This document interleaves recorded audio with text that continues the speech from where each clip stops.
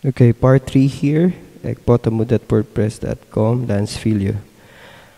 Okay, we've seen here how Romans 12:1 has been properly diagrammed, and you can see clearly here how the Greek words lay in relation to each word and how it makes sense.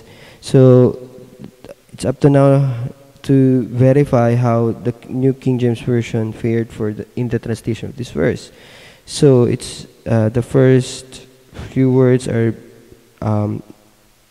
translated as, I beseech you therefore, brethren. Beseech is actually praklao. Therefore is the un, I is ego, and then brethren are the brothers. Brethren, you.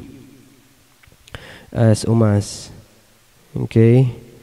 By the mercies of God. This is the New King James Version. Dia here is translated as by. But NIV made the good translation, saying that in view of God's mercy. So because it's really what it meant, in view of that mercy. Because of that mercy, he is actually making that beseeching. He is making that urging to his brothers. Okay? And then, what is Paul beseeching them for? He is beseeching them or urging them to present their bodies, their somata, a living sacrifice. So you see here, there's no just please a living sacrifice. So he is saying that the presenting the body living sacrifices. That's the point. And okay, you can see here further that the next description would be holy, acceptable to God. Holy is agion. Euariaston is the acceptable there unto God, to teu.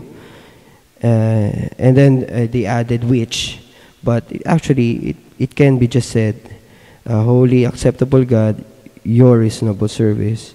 Because you can see here, these are all equal for descriptions of what Paul is trying to say here, urging them to present their bodies, living sacrifice, holy, acceptable to God, their reasonable service. So how are we going to translate this in Tagalog? So naturally, I'll just place the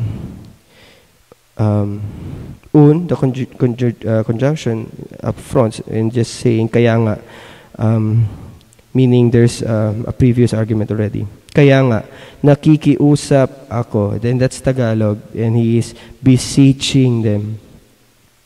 Nakikiusap means to urge, to plead for them sa inyo mga kapatid. Mga kapatid is the plural form of the brethren. Okay? By the mercies of God is translated dahil sa kahabagan ng Diyos. And it perfectly makes sense, saying na kaya nga nakikiusap ako sa iyo mga kapatid dahil sa kahabagan ng Diyos is a quick reference to what Paul previously argued already. Dahil sa kahabagan ng Diyos. Ihandog ang inyong mga sarili. Okay?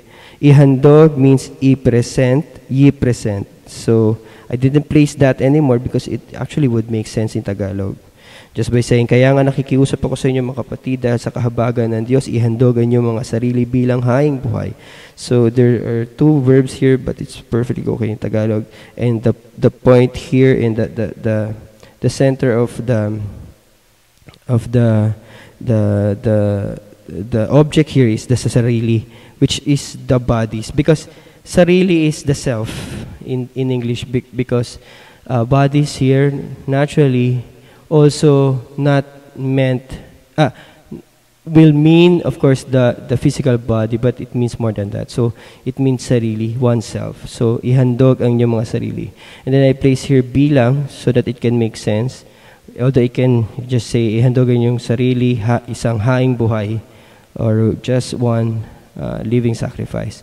Haing buhay is a two-word combined. Buhay is life, hain is sacrifice. So that's the beauty of Tagalog language. You can easily do that.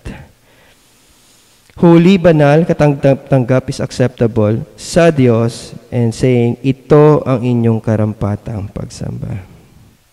And just to complete it, and just say it again.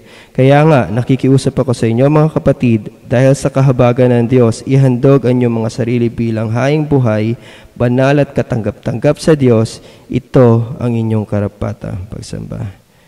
This is Lance Julio at ekpotamud@wordpress.com. Thank you very much. God bless.